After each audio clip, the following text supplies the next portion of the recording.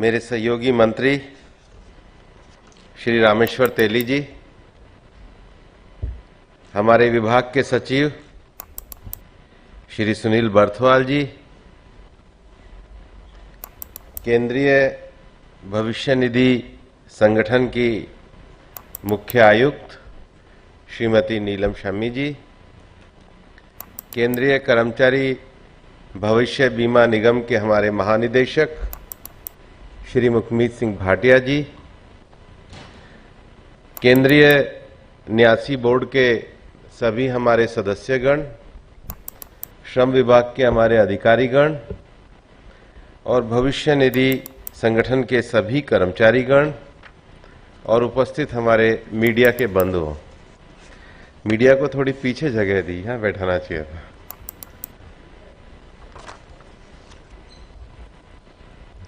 सबसे पहले तो मैं केंद्रीय भविष्य निधि संगठन के आप सभी लोगों को बहुत बधाई देना चाहता हूं कि विगत वर्षों में आपके संगठन ने बहुत उत्कृष्ट कार्य किया है और लगातार अपनी सर्विस के माध्यम से जो आपके लाभार्थी हैं, बड़ी उत्कृष्टता से आप लोगों ने सेवाएं पहुंचाई है। आप सब लोगों का बहुत बहुत अभिनंदन, आपको बहुत बहुत बधाई। और जिस प्रकार से हर हमारी न्यासी बोर्ड की बैठक में आपके द्वारा नए विषयों को आगे बढ़ाया जाता है, इस बार जब इंटरनेशनल अंतर्राष्ट्रीय महिला दिवस हुआ था, उस समय भी आप लोगों ने नए अपने जिनके सेवा प्रदाता के रूप में आपने जो नई सर्विसेज दी थी, उसके लिए भी आप लोगों ने अच्छा कार्य किया। और आज भी जो चारों विषय आप लोगों ने किए हैं वो बड़े महत्वपूर्ण हैं। सबसे बड़ा विषय है कि हमारे श्रम विभाग में जो दोनों संगठन है, हमारा भविष्य निधि का संगठन है और हमारा जो कर्मचारियों का चिकित्सा के लिए बीमा संगठन, बीमा निगम है, दोनों का बहुत महत्वपूर्ण भूमिका रहती है। जो हमारे पेंशनर हैं, जिनको हम पेंशन प्रदान करते हैं, उनको पेंशन देना ये हमारा कर्तव्य है, हमारे सर्विस मैनुअल का हिस्सा है। हमारे संगठन की रचना ही इस प्रकार से है कि हमारे संगठन का उद्देश्य ही सेवा है और सेवा देने के लिए उनको सही तरीके से सेवा मिले, टेक्नोलॉजी का सही उपयोग हो, डिजिटल टेक्नोलॉजी का उपयोग हो। इसके लिए आज जो सबसे एक अच्छा विषय लिया है कि बार बार अपना अंगूठा लगाने के लिए बायोमेट्रिक के लिए जाना ना पड़े, जो आप लोगों ने फेस रीडिंग से जो ऐप डाउनलोड करके एक सुविधा प्रदान करी है, मैं आपको आपके इस नए कार्य के लिए पूरी तरीके से बधाई देना चाहता हूं। दूसरा जो महत्वपूर्ण आज एक विषय शुरू किया है वो लिटिगेशन पॉलिसी का है। कोई लिटिगेशन में क्यों लंबा उलझे, और लिटिगेशन में दोनों ही तरीके से कम हमारे कर्मचारियों के जो केसेस हैं, हमारे विभाग के पॉलिसी को लेकर के जो पब्लिक इंटरेस्ट लिटिगेशन के विषय हैं, जिनको हम सेवा देने वाले हैं उनके विषय हैं, उसके साथ ही साथ प्रोविडेंट फंड डिपार्टमेंट का जो भूमिका है वो ईज ऑफ डूइंग बिजनेस में हमारा ये भूमिका होनी चाहिए कि जिस कर्मचारी की भविष्य निधि बनती है वो बने, लेकिन हम एक सेवा करने वाले संगठन हैं, कम से कम टेरर संगठन की भूमिका नहीं बननी चाहिए। हमारा एक एनवायरनमेंट फ्रेंडली, बिजनेस फ्रेंडली और कर्मचारियों के सेवा वाला एक सोशल एटीट्यूड वाले संगठन के रूप में हमें बढ़ाना है। इसलिए जो अननेसेसरी लिटिगेशन है उसको के लिए हम एक लिटिगेशन पॉलिसी लेकर के आए हैं और बहुत तेजी के साथ, सक्षमता के साथ हमें अपनी सर्विस को इस प्रकार का बनाना होगा कि हम एक लिटिगेशन मुक्त ऑर्गेनाइजेशन बने। इस दिशा की तरफ हमको बढ़ना पड़ेगा और इस दिशा की तरफ बढ़ने के लिए एक जो तीसरा कार्यक्रम किया है, ये मिशन कर्मयोगी का है। माननीय प्रधानमंत्री जी का ये बहुत बड़ा आह्वान हम लोगों को रहता है कि जिस काम को हम कर रहे हैं उसको कर्तव्य के रूप में करें। ये ठीक है कि आप सब लोग बहुत अच्छे शिक्षा संस्थानों से निकल करके केंद्रीय सरकार के द्वारा आयोजित परीक्षाओं को करके आप लोग चयनित हुए हो। आप अपनी योग्यता के आधार पर अपने संगठन की सेवा कर रहे हो, लेकिन संगठन की सेवा करते करते, कार्य करते करते, नौकरी करते करते कभी कभी या तो मन में शिथिलता का भाव आ जाता है या मन में ये आ जाता है कि अब तो कौन हटाएगा, अब तो बैठे ही हुए हैं। लेकिन हम जो काम कर रहे हैं स्थायित्व के साथ कार्य कर रहे हैं, लेकिन ये काम किस प्रेरणा के लिए कर रहे हैं? तो सबसे पहले हमारा मोटिवेशन का विषय होना चाहिए। जैसे हम यहां पर बैठे सुनने के लिए हैं, रिकॉर्ड करने के लिए नहीं बैठे। हम यहां पर अपने मन में अंतःकरण में सेवा के विषय को लेने के लिए यहां पर बैठे हैं। हम इसलिए बैठे हैं कि हमें जिस भी परीक्षा या योग्यता के माध्यम से जिस विभाग में चयनित किया, ये उन लोगों की सामाजिक सुरक्षा के लिए जिन्होंने इस देश के निर्माण के लिए अपनी श्रम शक्ति का योगदान दिया, तो वृद्धावस्था में उनकी पेंशन उनको सही तरीके से मिले। हम उन लोगों को प्रेरित करना चाहते हैं जिनके अंतर्गत कर्मचारी काम करते हैं कि ये आपका भी सामाजिक दायित्व बनता है कि जो कर्मचारी आपके लिए कार्य कर रहे हैं उनकी भविष्य की सुरक्षा के लिए आपको भविष्य निधि देना चाहिए। इसमें जो लकुना ढूंढने का काम है वो ना करके इसमें पूरक होने का काम करना चाहिए, उसको सप्लीमेंट कैसे कर सके इस दृष्टि से हमको सोचना चाहिए। और इसलिए मैं विभाग को बधाई देना चाहता हूं कि उन्होंने मिशन कर्मयोगी का जो प्लान करा है वो हमारे भविष्य निधि के सभी लोगों के लिए किया है।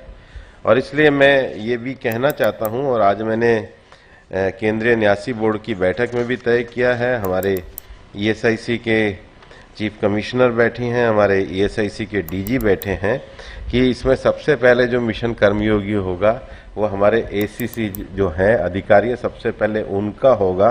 तो जो टॉप 31 लोग हैं सबसे पहले उनका प्रशिक्षण होगा और उसमें मैं स्वयं उपस्थित रहूंगा।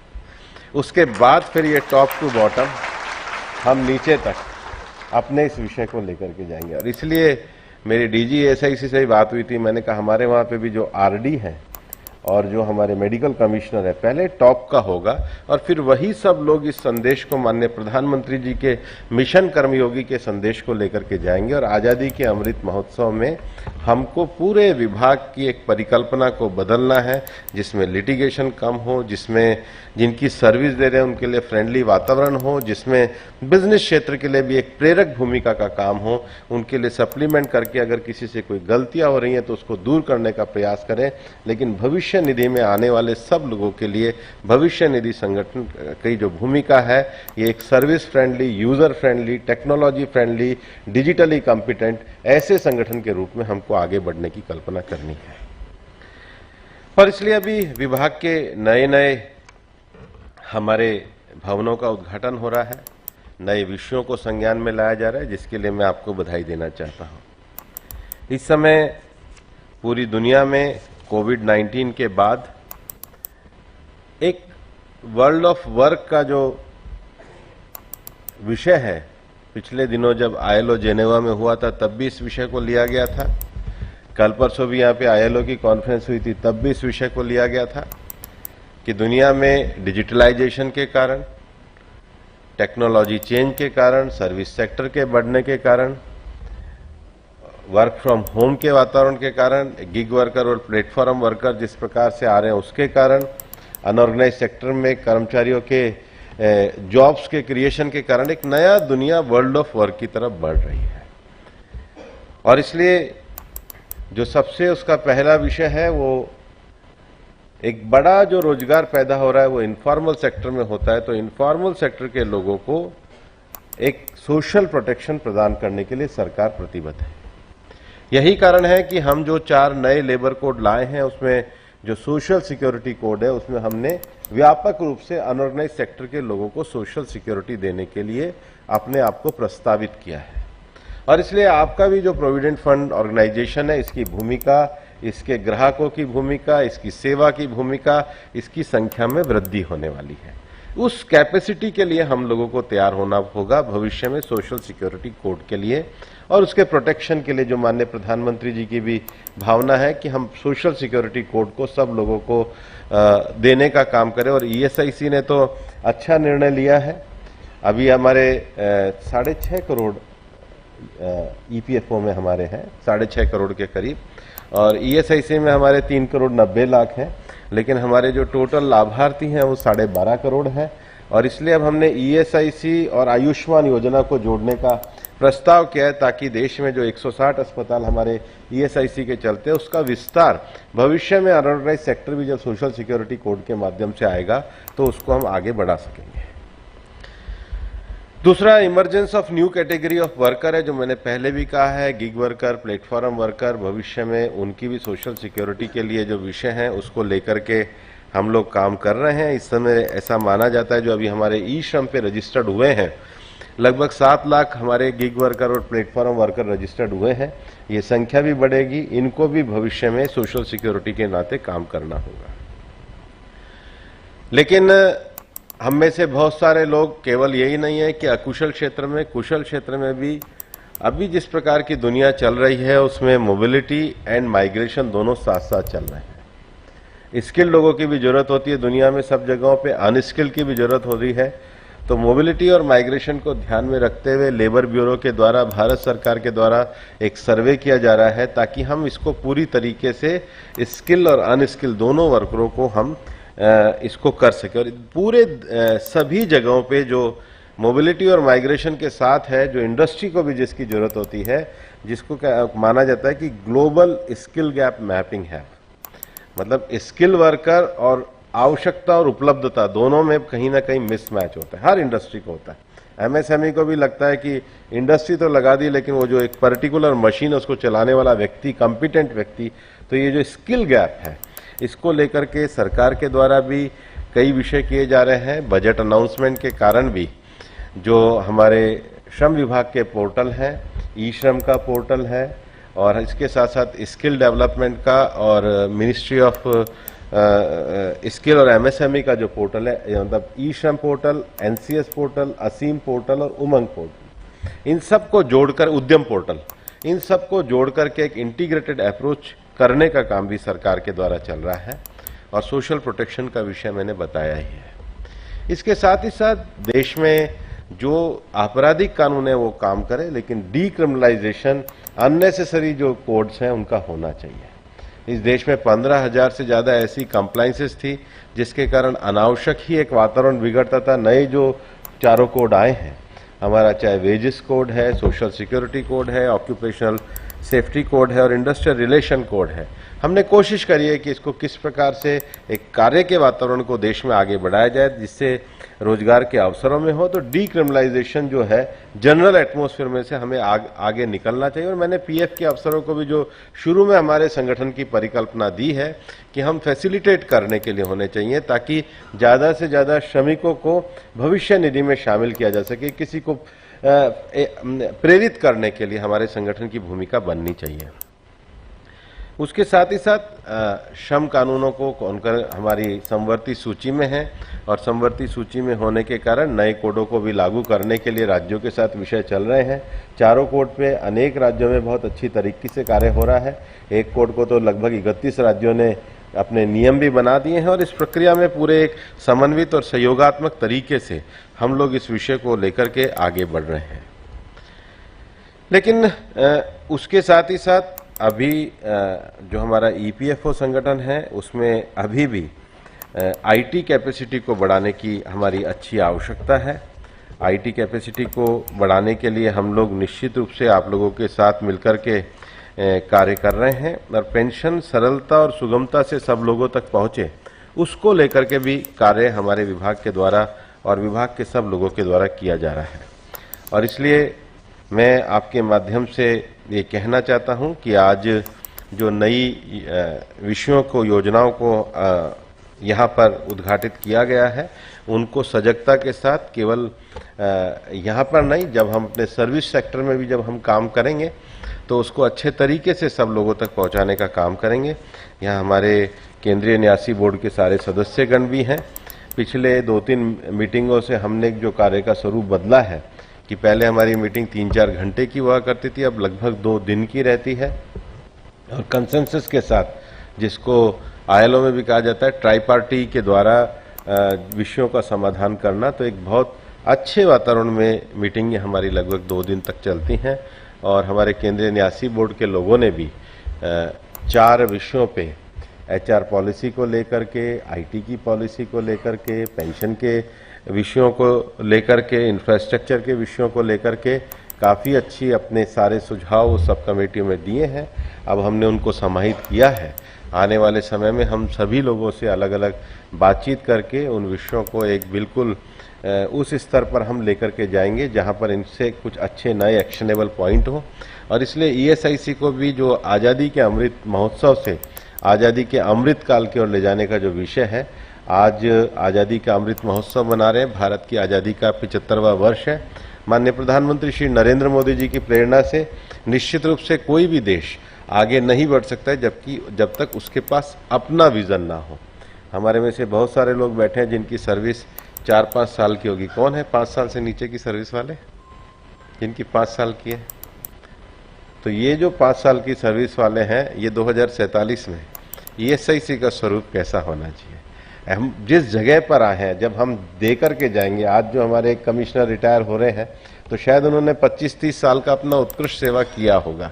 जहाँ पर हम सेवा कार्य कर रहे हैं, जहाँ पर हम एक अधिकारी के रूप में नियुक्त हैं, वहाँ पर जब जाएंगे तो उस इंस्टीट्यूशन को किस प्रकार का कंट्रीब्यूशन दे के जाएंगे।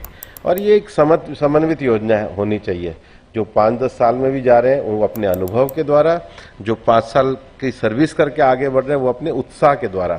तो अनुभव और उत्साह का जहाँ पर मेल होता है वो ऑर्गेनाइजेशन लंबा सस्टेन करता है।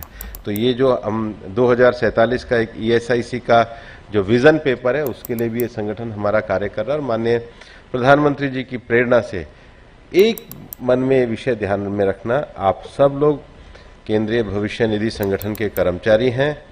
ये सरकार गरीबों के कल्याण के लिए समर्पित सरकार है। इस सरकार का मोटो, इस सरकार का मिशन, कोई भी अधिकारी अपने मन में अस्पष्टता ना रखे, केवल गरीब कल्याण के लिए समर्पित सरकार है। और इसलिए केंद्रीय भविष्य निगम में हमें वो जो हमारा कर्मचारी है, जो हमारा राष्ट्र निर्माता श्रमिक है, उसको हम अच्छे तरीके से सर्विस कैसे दे सकें, ये हमारा मोटो होना चाहिए। रोजगार का वातावरण कैसे बने, उसके लिए हम कैसे अच्छा वातावरण खड़ा करें, ये हमारी कार्य पद्धति होनी चाहिए। अपने विषय को अपनी अच्छी क्षमता के साथ किस प्रकार से हम ज़्यादा से ज़्यादा योगदान दे सके, ये हमारे जीवन का हिस्सा बनना चाहिए। मैं मानता हूँ आप सब लोगों के माध्यम से जो हमारा केंद्रीय कर्मचारी भविष्य निधि संगठन है उत्तरोत्तर तरक्की करेगा और प्रधानमंत्री जी के आत्मनिर्भर भारत की संकल्पना में आपका अपना योगदान गिलहरी जैसा होगा, संगठन के रूप में हनुमान जी जैसा बनेगा और देश के रूप में भारत को आगे बढ़ाने वाला होगा। आप सबका योगदान मिलता रहे। बहुत बहुत धन्यवाद। वीडियो में आगे बढ़ने से पहले अगर आप शेयर मार्केट में इन्वेस्ट करना चाहते हैं तो इसके लिए आपको एक ट्रेडिंग अकाउंट की जरूरत पड़ती है। ट्रेडिंग अकाउंट ओपन करने के लिए वीडियो के डिस्क्रिप्शन में मैंने आपके लिए एक लिंक दे के रखा है। उस लिंक पर क्लिक करके अगर आप ट्रेडिंग अकाउंट ओपन करते हैं तो उस ट्रेडिंग अकाउंट ओपनिंग के लिए आपको कोई भी चार्जेस देने की जरूरत नहीं है, साथ में कोई भी एनुअल फी देने की जरूरत नहीं है। और जब भी आप इक्विटी में शेयर खरीदेंगे या फिर बेचेंगे तो उसके ऊपर आपको कोई भी ब्रोकरेज देने की जरूरत नहीं है।